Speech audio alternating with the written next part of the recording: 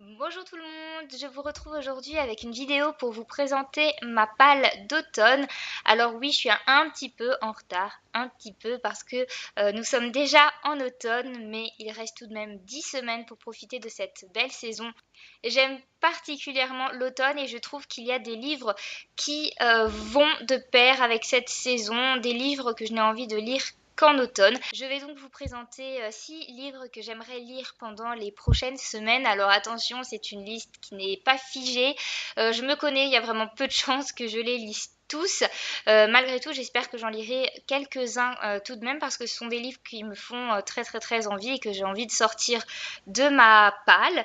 Donc voilà, on va commencer tout de suite avec le premier roman. Il s'agit de Petites recettes de bonheur pour les temps difficiles de Suzanne Hayes et Loretta Nignan aux éditions Bellefond. C'est un livre que je vous ai présenté dans un ancien book haul. C'est un livre que j'ai vu sur le blog de Fiona Pretty Books et elle m'avait vraiment convaincue de l'acheter, ou plutôt elle a convaincu mon chéri de l'acheter. Bref, il s'agit d'un roman épistolaire, donc de lettres échangées entre deux femmes américaines. Ces deux femmes ont vu toutes les deux partir un homme qui leur est proche sur le front en Europe, puisqu'il s'agit au niveau du contexte historique de la période de Seconde Guerre mondiale. La première a vu son mari partir, la seconde a vu son fils partir et donc voilà, elles vont échanger des lettres. Je pense que ce livre est fait pour moi, il ne peut que me plaire puisque le thème m'intéresse, j'adore le roman épistolaire. D'ailleurs, c'est assez rigolo, enfin je sais pas en tout cas pourquoi, mais j'associe pas mal le roman épistolaire à l'automne, donc je trouve que c'est le bon moment pour lire ce type de roman. En plus de ça, la couverture fait très automnale avec ses couleurs un petit peu bordeaux et puis ses vieilles enveloppes. J'ai vraiment hâte de le découvrir. Le deuxième roman est un livre que Nina, ma binôme de choc, m'a offert. Il s'agit de Par un matin d'automne de Robert Godard aux éditions Le Livre de Poche. Euh, c'est un livre qui a aussi un contexte historique guerre, sauf que cette fois-ci il s'agit de la Première Guerre mondiale. En fait, on est en 1990, mais une jeune fille va un peu creuser dans son passé et visiblement on va retourner en 1916, date à laquelle visiblement son père est décédé, donc pendant la Première Guerre mondiale. J'ai vraiment hâte de me plonger dans ce roman parce qu'apparemment il s'agit beaucoup de secrets de famille et c'est un thème que j'aime beaucoup, que j'avais beaucoup aimé notamment dans la scène des souvenirs de Kate Morton, qui est un de mes livres doudou. Mine de rien, ce roman est une petite brique, mais bizarrement, en automne, c'est pas quelque chose qui me dérange, bien au contraire, j'aime bien me plonger dans de grandes histoires. Je ne pouvais pas mettre un polar dans ma palle automnale et bien évidemment je ne pouvais pas me passer d'Agatha Christie non plus. Donc cette fois-ci j'ai décidé de lire Le Train Bleu ici aux éditions du Livre de Poche et il s'agit d'une énième enquête d'Hercule Poirot. J'ai vraiment hâte de le lire parce que je sais que ça va me plaire comme d'habitude et que je vais bien m'amuser à me triturer les méninges sans trouver la solution, évidemment. C'est là tout l'intérêt. Voici à présent un livre qui traîne depuis un bon moment dans ma bibliothèque et que je n'ai toujours pas lu. Il s'agit des Bibliothèques pleines de fantômes de Jacques Bonnet aux éditions de Noël. Il ne s'agit pas vraiment d'un roman, c'est plutôt un essai, mais franchement je pense qu'il va beaucoup me parler. Bon déjà parce que ça parle de bibliothèque évidemment. Et donc ils appellent ça dans la quatrième de couverture Petit traité sur l'art de vivre avec trop de livres. Donc voilà, c'est tout moi, c'est un livre qui m'intéresse vraiment beaucoup, qui va se lire très vite. Pareil, je trouve que l'automne se prête bien pour lire des choses un petit peu différentes, comme par exemple des essais. Et évidemment, je trouve que la couverture fait très automnale avec cette petite cheminée qu'on a juste envie d'allumer pour se réchauffer un petit peu. À nouveau un pavé et cette fois-ci il s'agit d'un roman historique.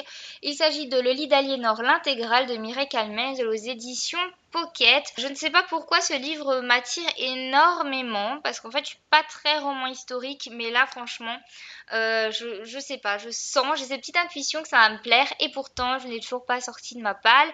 Peut-être que là pour le coup sa taille me fait un petit peu peur. Après je me dis c'est une intégrale donc si j'ai envie de lire en plusieurs fois pourquoi pas, puisqu'il s'agit de 2 tomes, je crois. Donc bon, pourquoi pas lire déjà le premier tome et m'arrêter au milieu. On verra bien. En tout cas, j'ai très envie de découvrir la vie romancée d'Aliénor d'Aquitaine. Voilà, on va voir ce que ça va donner. Mais bon, comme ça parle aussi un peu de druides, de voilà, on cite un petit peu Merlin l'Enchanteur, Viviane, tout ça. Enfin, je pense que ça va vraiment beaucoup me plaire.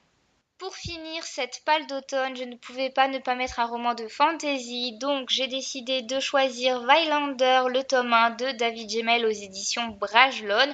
Vous le savez, en ce moment, je suis en train de lire petit à petit la saga de Renaï, écrite par cet auteur. Je suis à chaque fois, comment dire, ça me plaît, ça me botte. Voilà, l'écriture de cet auteur n'est pas extraordinaire, mais il y a tout le temps de l'action, il se passe des trucs, enfin, j'aime vraiment beaucoup, c'est pas le maître de la fantaisie pour rien, et donc j'ai envie de continuer de poursuivre l'aventure, donc avec Highlander qui se présente en fait en 3 tomes, et je pense que, encore une fois, il n'y a pas de raison que ça ne me plaise pas, parce que la fantaisie c'est mon genre chouchou, et en général ça fonctionne. Voilà, c'est tout pour ma palle d'automne. N'hésitez pas à me dire si je vous ai donné des idées pour ces prochaines semaines.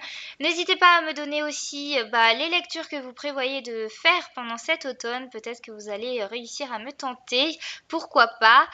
Avant de vous quitter, je voulais quand même vous dire qu'il y a 2 jours, le 8 octobre, cela faisait tout pile 2 ans que j'avais posté ma première vidéo sur cette chaîne et je voulais quand même voilà, marquer le coup en vous disant un grand merci parce que voilà, ça fait 2 ans que vous regardez mes vidéos, vous êtes de plus en plus nombreux et ça me fait vraiment chaud au cœur. Je suis super heureuse d'être là depuis 2 ans et c'est parti pour encore 2 ans, j'ai envie de dire. Enfin, voilà, je suis pas prête d'arrêter les vidéos parce que ça m'apporte énormément et parce que vous m'apportez énormément. Donc voilà, merci, merci, merci. C'est hallucinant de dire que ça fait 2 ans que cette aventure a commencé. N'hésitez pas à aller voir ma première vidéo, je vous mettrai le lien en barre d'infos pour que vous puissiez voir un petit peu l'évolution parce que je suis toute, je bredouille, je suis toute stressée. Je dis pas que je suis super zen là, mais je pense qu'il y a quand même une certaine évolution quand même depuis 2 ans, j'espère. Donc voilà, merci, merci à vous de regarder chaque jour mes vidéos, de me mettre des commentaires juste adorables qui me donnent la patate. Je vous retrouve la semaine prochaine dans une nouvelle vidéo et jusque là, je vous fais plein de gros bisous. Bye bye!